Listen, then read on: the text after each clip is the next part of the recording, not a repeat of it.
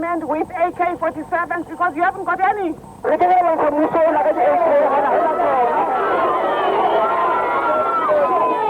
got these hands, our power, the people's power.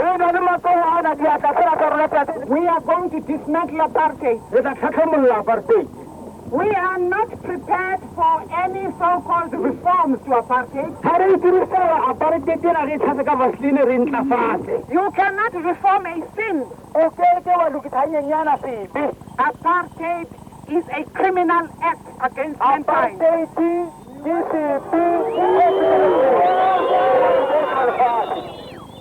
We are no longer prepared to tolerate that criminal act by a minority. The white man has the audacity. He is 3.5 million. We are 30 million. The regime can go to hell. Power to the people! Power to the people! Nobody announced the start of her campaign. She just arrived in the middle of a quiet meeting in Soweto and set it alight.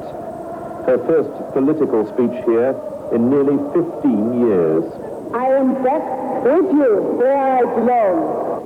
It was not far short of a call to arms.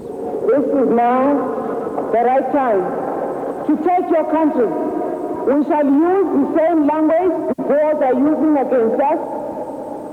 They know only one language, the language of the custards. We have no arms. We have stones. We have boxes of matches. While she was speaking, the army sent 2 armoured columns into Soweto, a show of strength and a different campaign to win hearts and minds. Heavily armed white conscripts got down from their trucks and armoured cars to hand out copies of their magazine Warrior on Soweto's street corners. The front page carried the message, "The Defence Force is your friend." Mrs. Mandela, unnoticed by the security forces, slipped out of Soweto to make another speech on the West Rand. The news had gone ahead. We cleaned up the white man's children. We could have killed them any day we wanted to. And the most frightening threat of all. With our necklaces, we shall liberate this country. The latest victim of the necklace died this weekend after the bodies of unrest victims were found in unmarked coffins. The undertaker's home was burnt down, a petrol-soaked tire was put around her neck and set alight. Death by the necklace, reserved for so-called collaborators. Mrs. Mandela's fiery politics, her appeal as a martyr after the years of state harassment, threatened to raise the political temperature still further.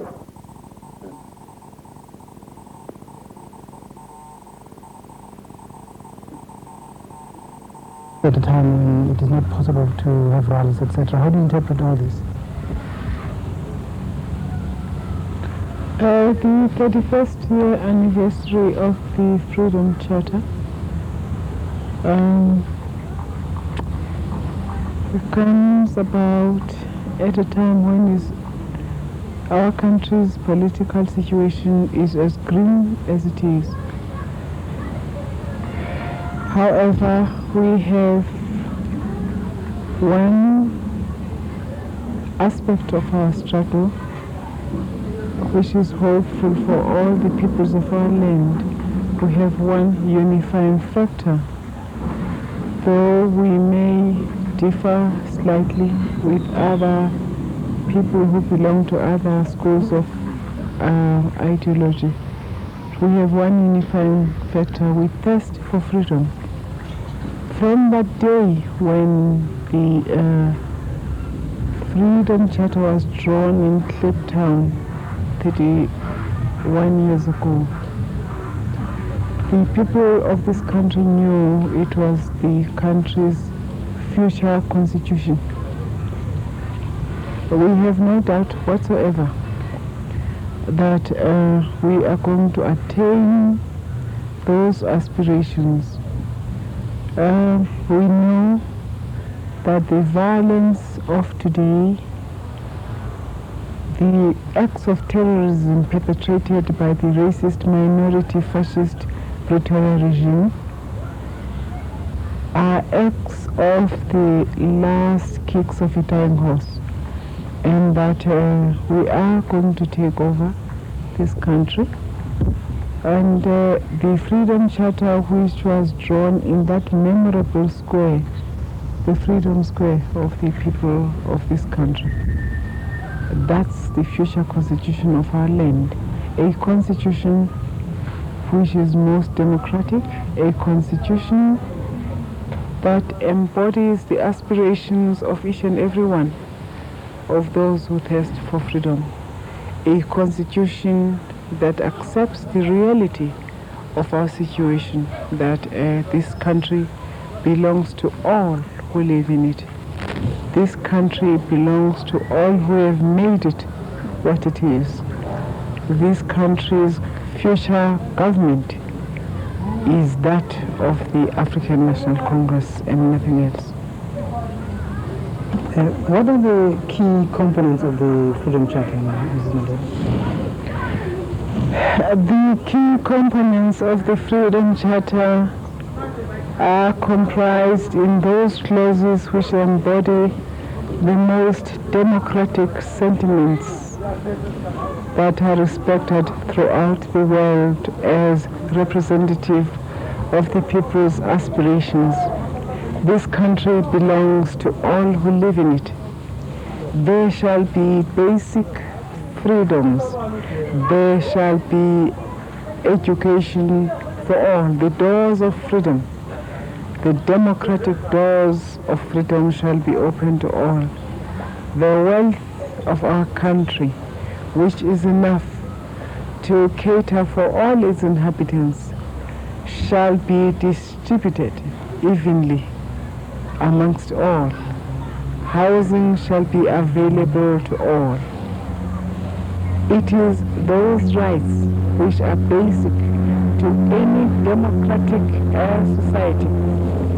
Rights which in fact formed the basis of the freedom of the Magna Carta, which was the basic constitution of what England is what it is today. It is those simple freedoms, freedoms of the even distribution of wealth, the even distribution of all those rights which belong to humankind, even distribution of rights that are basic to humanity. It is those rights we have sacrificed everything men can afford to sacrifice.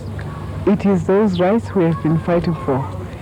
Those are the basic rights of any democratic society. Our country shall belong to all who live in it, and our country's future constitution is the sacred document, the sacrosanct document of the